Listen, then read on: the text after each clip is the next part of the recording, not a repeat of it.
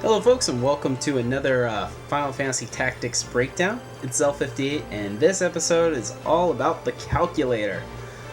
Calculator is a pretty intense class and if used correctly will be the most powerful class in the game, hands down.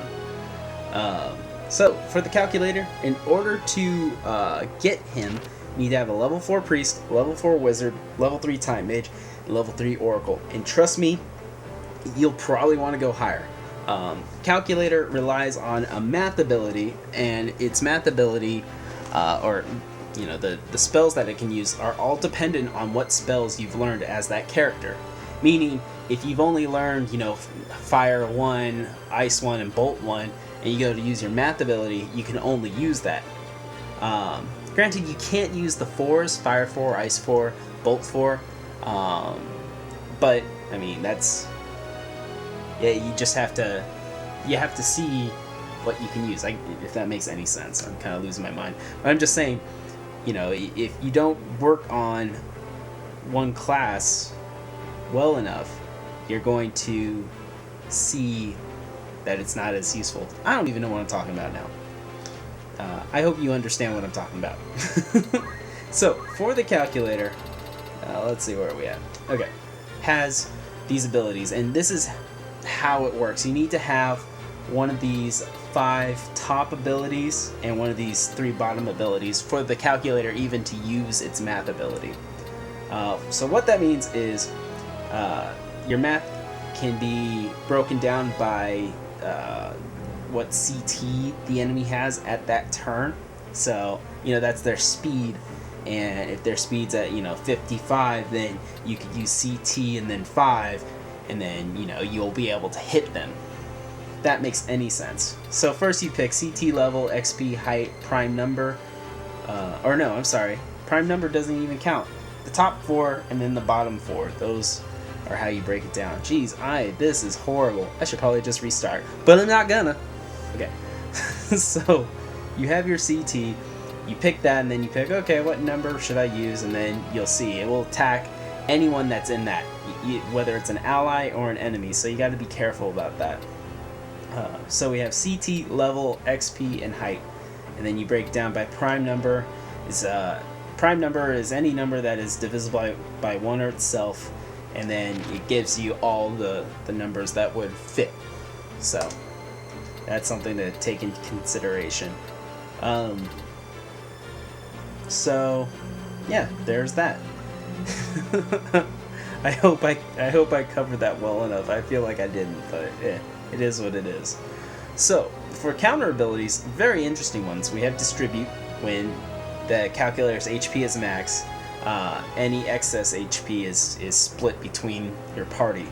It sounds pretty cool, but unfortunately, even if you think about it, an X potion is 150. You split that between 4 people, you're not getting much HP. But if your ally is far away and no one else can heal him, that might be useful. Me personally, like I said, sounds cool, but not for me. But you have damage split, which is awesome.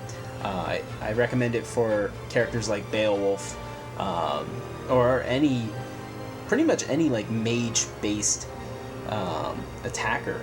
Because what it does is, it does what it says. It splits the damage. So if an enemy does 100 damage to you and you have this counter, then what will happen is the Calculator will heal themselves for 50 HP, half of that, and then attack the enemy for the 50 HP. Very, very useful counter. I like it a lot. The only problem is it's hard to, get a Calculator class, so you don't see too many people with it. That's really what it is. Then for Radial, gain XP up, your XP goes up. Personally, I don't have any problem with this. I don't use this at all because, heck, I gain enough XP as it is. I don't really need that. And then, the thing is that if you work on a character in order to get this ability, by that time you're leveled up pretty good. Like for Cloud, I've been working on him. I've been trying to max out his class, and he's almost at level 40 at this point. So I don't see the point in this Radial ability. Then finally, for the movement abilities, we have move, get XP, gain XP as you move, gain JP. They both sound great in theory, but it just doesn't do enough for me to recommend them as movement. But like I said, cool idea, just didn't really pan out. One huge drawback to the calculator, besides the fact that you need to know a lot of magic and you need to have, well, it takes a lot of JP even to start using the math skill, is that their speed is so slow. They are the slowest class in the game, easily. As you see, his speed is 7, and I think he has the thief hat, which adds speed plus 2, and then he has the sprint shoes that add speed plus 1. So really, his base speed is 3 less than that. Yeah, he's that slow.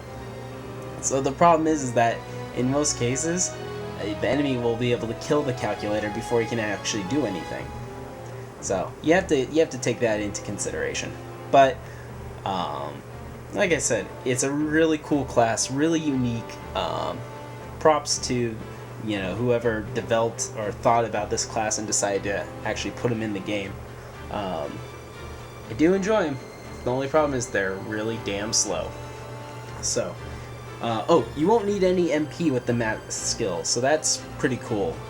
Great secondary ability for any of your mage characters, because then they can use everything else. The only problem is you really got to know how to use this class. You need to understand the math skill. You have to understand, what would be the best combination to attack all my enemies and none of my allies, or vice versa if you're using something like haste. So, there you go. Please let me know what you think of the calculator, what you feel their pros and cons are, if you have anything to add to this. I know that I didn't cover as much as I would like to, break it down as deep as I wanted to, but I think I've given a general idea of the usefulness of a calculator. I hope I did.